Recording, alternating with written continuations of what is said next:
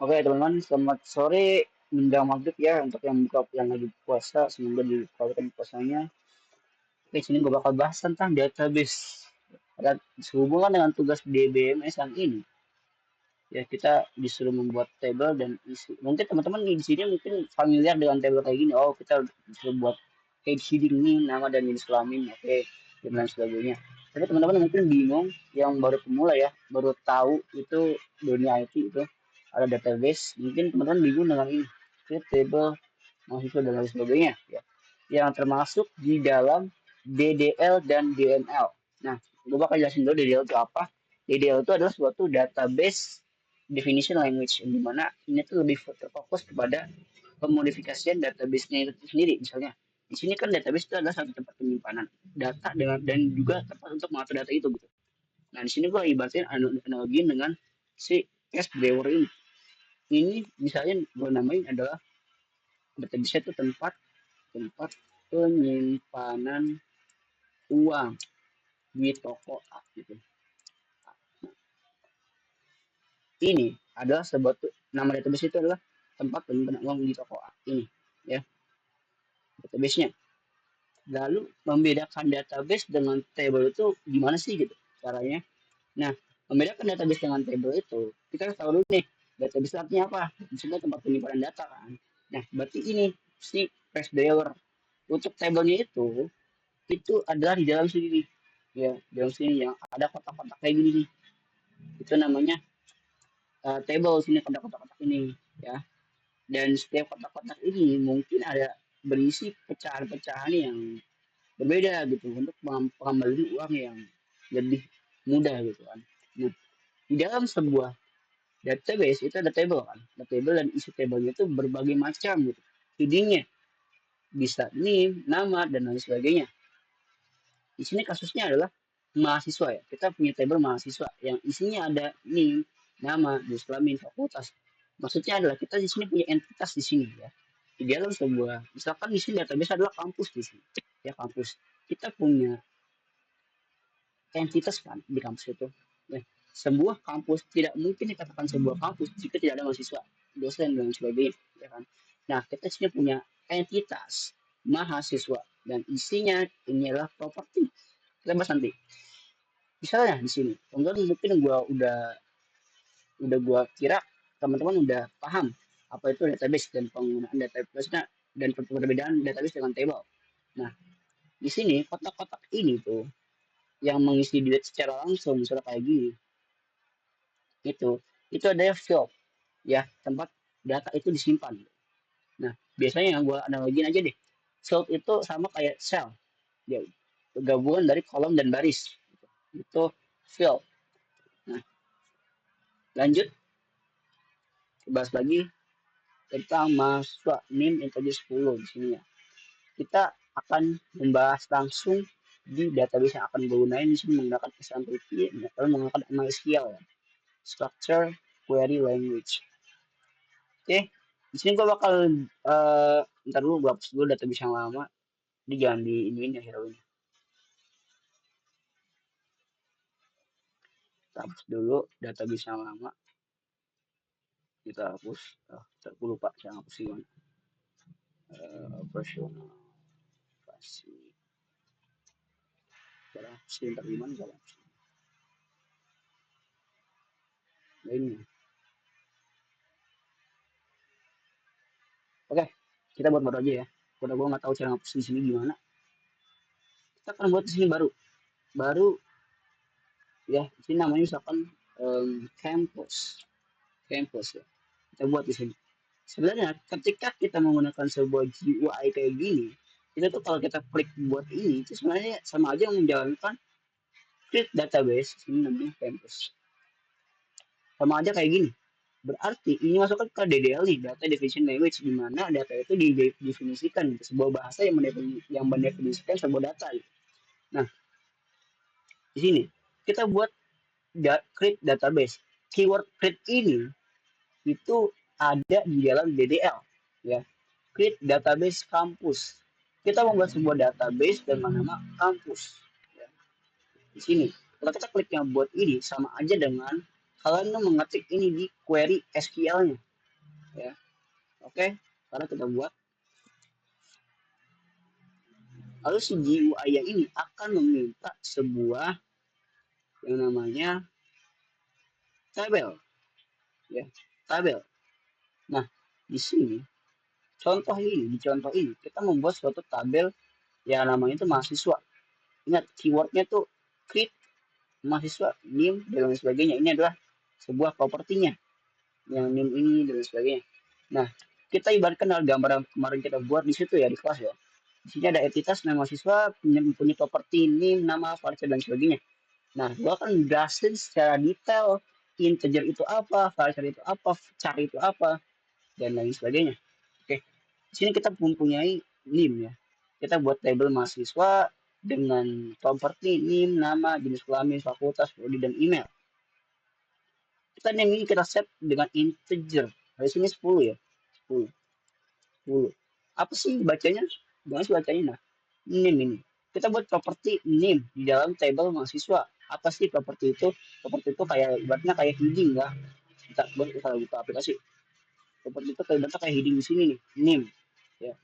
NIM itu isinya itu boleh apa aja sih tipe datanya, ya kan? Nah, tipe data NIM ini adalah bilangan bulat, ya, bilangan yang tidak ada komanya. Koreksi kalau salah. Nah, sini dan panjangnya itu atau banyak datanya sini itu ada 10 di sini. 10. Hitung aja teman-teman, hitung 1, 2 itu 1, 3 itu 2 dan seterusnya gitu.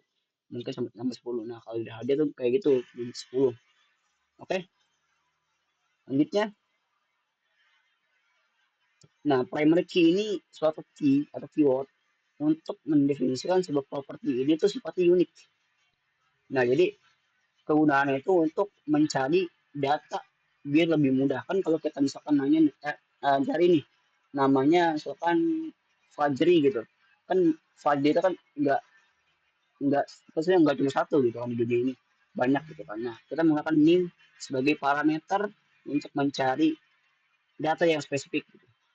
Nah, makanya pakai primary key di sini. Nama varchar 40. Apa itu varchar sih bang? Varchar adalah suatu variabel karakter. Kalau itu sebenarnya kalimat pendek lah. Kayak mungkin quote atau apa gitu kan.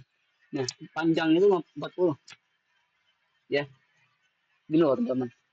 Kenapa sih nama itu varchar dan kenapa panjangnya cuma 40? Nah, varchar ini itu didesain khusus untuk kalimat yang pendek. Ya, kan nama itu kan nggak sampai banyak ya kayak 40 ini, maksudnya 50 panjang itu panjang itu banyaknya huruf di dalam sebuah kalimat itu panjang.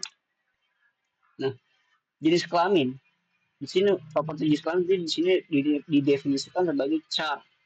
Ya, char itu karakter ya.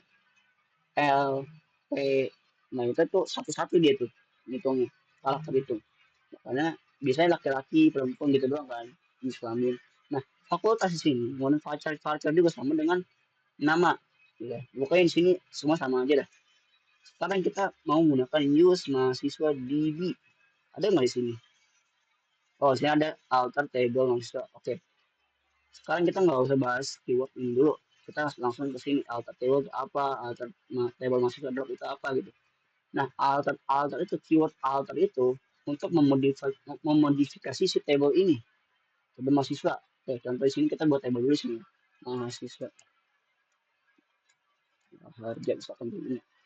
Jumlah kolom yang akan kita buat itu tergantung daripada si properti yang kita punya di sini.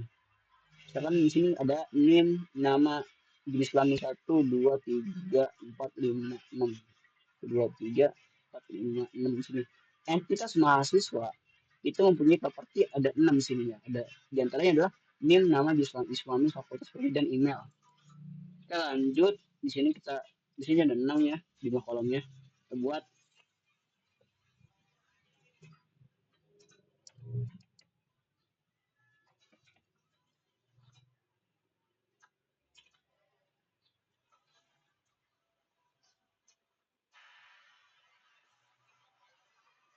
Oke, di sini kita harus buka buat dulu nih. Misalnya tadi name ya kan, name, nama, jenis kelamin, ada juga fakultas, ada juga tadi prodi email, prodi email. Oke. Nah, jenisnya ini kita pakai integer nih. Jenis datanya integer, panjangnya itu 10. Udah, ini nggak usah dia. Ini, oke, oke, kita pakai primary key ya. Ini primary key. Oke, berarti kayak gini guys kalau pakai primary key. Kalau pakai primary key itu ada, bentar nanti kan ya. Bagian indexes, nah primary key, primary. Jika sudah, primary, oke. Primary, nah, di sini nama. Ya, namanya itu tadi varchar. Panjangnya itu 40. Oke, jenis kelamin juga. Jenis kelamin itu ada char, jenis kelamin itu char, panjangnya itu 10. Fakultas, fakultas ini varchar juga ya, varchar 40. Di sini prodi juga varchar. Teman-teman bisa sih sebenarnya 40, 50 bebas sih. Yang penting string gitu, yang penting kalimat gitu. Untuk fakultas prodi, nah, jenis kelamin. Nah, ini juga varchar, panjangnya 40. Kita langsung aja kita buat simpan.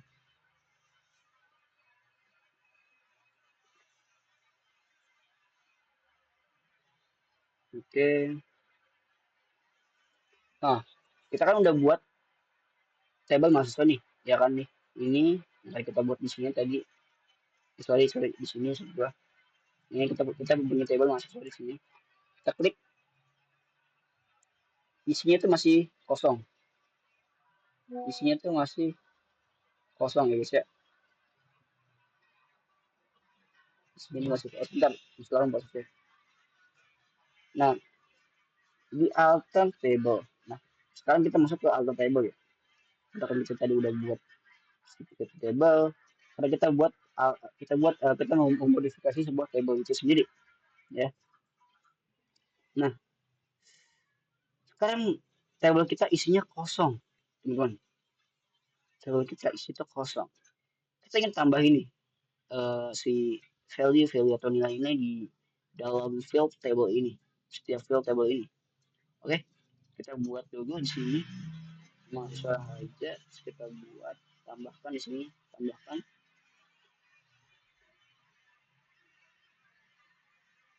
tambahkan di sini.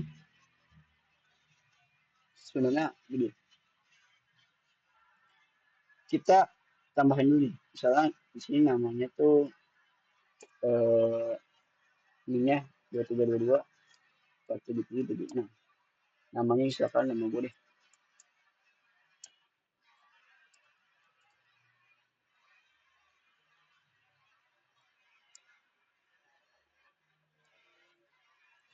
Fadlan misalnya. Terus jenis kelamin laki-laki.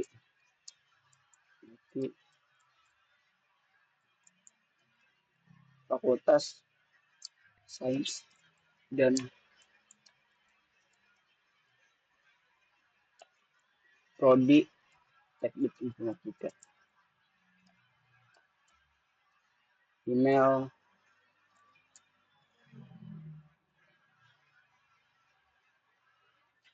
oke, kita kirim sini.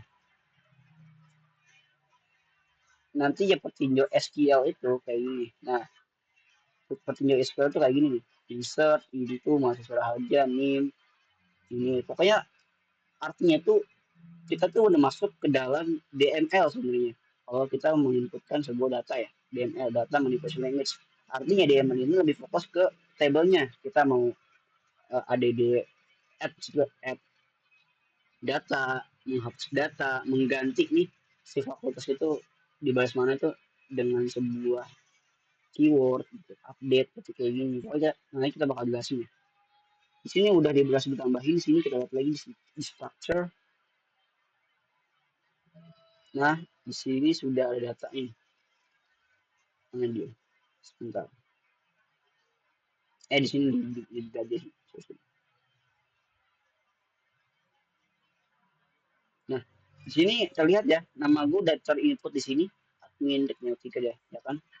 Nah, sekarang gimana sih gue tuh cara ngupdate gitu. Ngupdate sih nama ini. Misalkan gua namanya Muhammad Fadlan Eskom.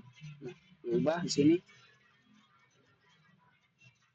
di sini Eskom, Eskom, ya Eskom gini ya.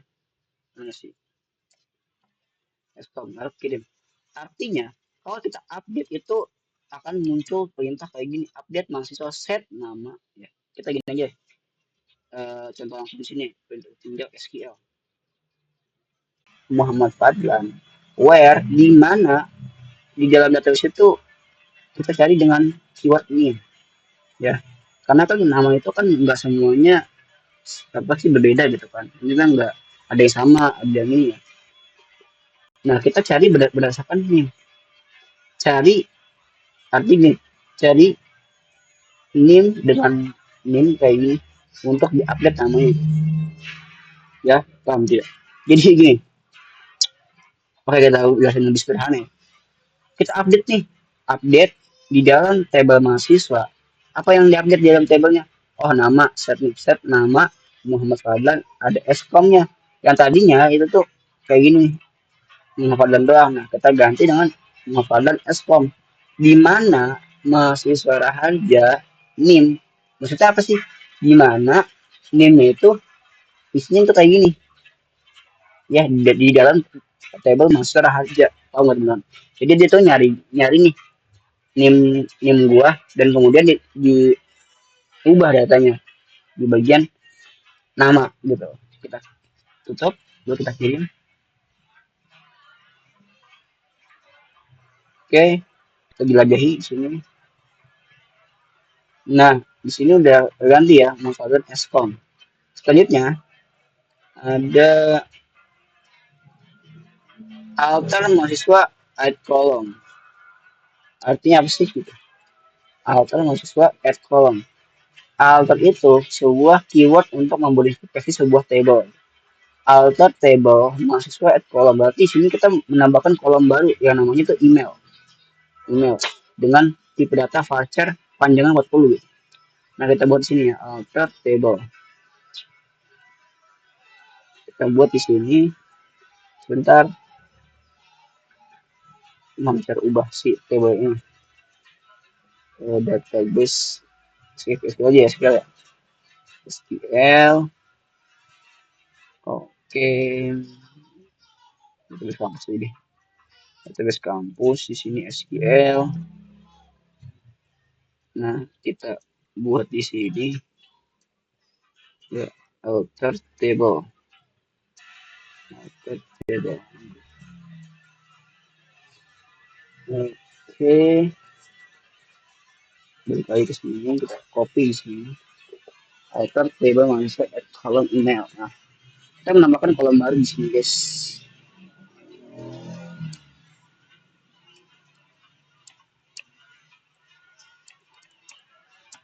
Oke, at kolom email. Nah, kita akan kirim. Oh, salah. Duplicate kolom name email. Oke. Berarti di sini kalau error kayak gini tuh berarti ada kolom baru yang namanya sama email gitu. Kita ganti aja. Nomor telepon. Nomor telepon itu voucher 40 gitu. Bisa? Oke, bisa guys ya. Nah, ini. Kita lihat lagi di bagian table yang di sini. Di bagian mahasiswa harga. Terus ke jelajahi ya. Nah, di sini nomor telepon masih 0 sini. Karena kita belum bisa apa-apa. Oke, kita nambah lagi nih si tabelnya nih, apa si heading ini. Ada nomor telepon yang tadi sebelumnya email doang sampai email. Sekarang kita nambah nih nomor telepon itu fungsi dari alter ya. Fungsi dari alter. Nih. Lalu truncat table di sini. Truncat itu apa sih? Truncat itu menghapus semua data di dalam tabel mahasiswa. Oke, kita akan coba di sini ya. Gua akan bakal hapus nih data gue nih yang mau pakai SQL, gua bakal hapus menggunakan query ini SQL di SQL ini. Hapus, tok, mahasiswa, nah, ya, kita kirim. Oke, oke, sudah dihapus. Kita jelajahi lagi. Di dalam table mahasiswa Raharja itu sudah kosong datanya. Karena tadi kita udah hapus ya menggunakan truncat atau truncat lah. Gitu. Nah, ini comment table nih. Comment itu ya buat developer sih, lebih karena buat developer. Jadi kita tuh membuat suatu komentar pada database itu sendiri gitu. Nah, sini kita SQL. Kita jalani komen-komennya. Mahasiswa. Nah,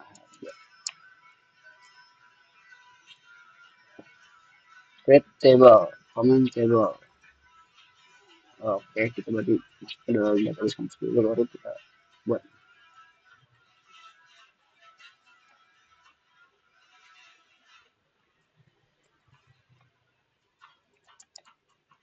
Nah, ini comment table Raharja harusnya bisa ya.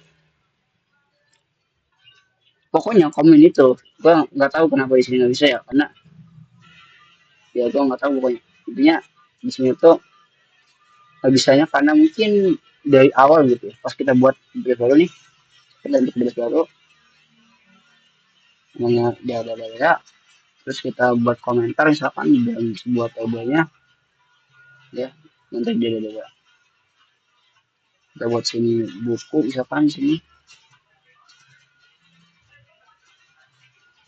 terus di sini pernah komentar table nih, komentar table nih, lihat sini create table dan ada buku engine. Nah sebenarnya kayak gini dong, kita buat komentar table di sini harusnya ya. Pokoknya intinya itu penjelasan dari komen table master ini artinya kita membuat satu komentar di dalam table mahasiswa. Komentar itu sifatnya buat si developer atau buat si pengembang si aplikasi itu untuk mengasih tahu, oh nih apa aja sih yang tambahin awalnya, apa aja sih gitu, itu buat komentar. Nah, rename table mahasiswa itu Raharja. Nah, kita edit lagi nih, sekarang kita ganti nih keyword rename itu artinya kita mengganti nama table di dalam database kampus ini ya, SQL. Nah, mahasiswa Raharja itu mahasiswa ini table masuk aja ke mahasiswa. Oke, kita kirim.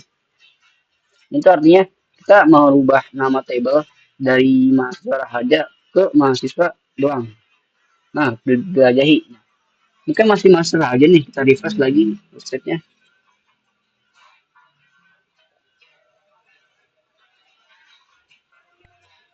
Kita lihat di sini kampus. Nah, dari mahasiswa kan. Itu intinya kayak gitu guys ya. Karena kita lihat nih, kita lihat from software nih. Oke, kita lihat di bagian SQL sini. Nah, 23, 22, 47, 27. Artinya apa? Delete dari table mahasiswa di mana name itu kayak gini. Kita kirim dulu. Harusnya nggak ada ya? Oh ada. Ada. Oh nggak ada. Mau bahas lagi dihapus. Jadi intinya DML dan DDL itu perbedaannya itu ada pada data yang dimodifikasi. Kalau DDL itu lebih ke arah pembuatan database-nya atau basis datanya, pemodifikasi basis datanya, penambahan sebuah table pada basis data itu ada di dalam DDL. Kayak alter table, penambahan table itu ada di DDL.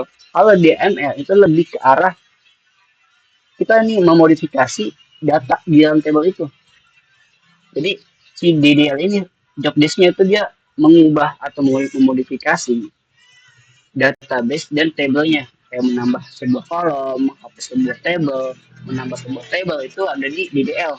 Tapi kalau ada di DML itu dia lebih ke arah menghapus, mengedit atau misalkan memodifikasi lah data yang ada di dalam table. Misalnya kita mau menambahkan properti NIM, nama, jenis kelamin, fakultas, prodi dengan nilai ini gitu.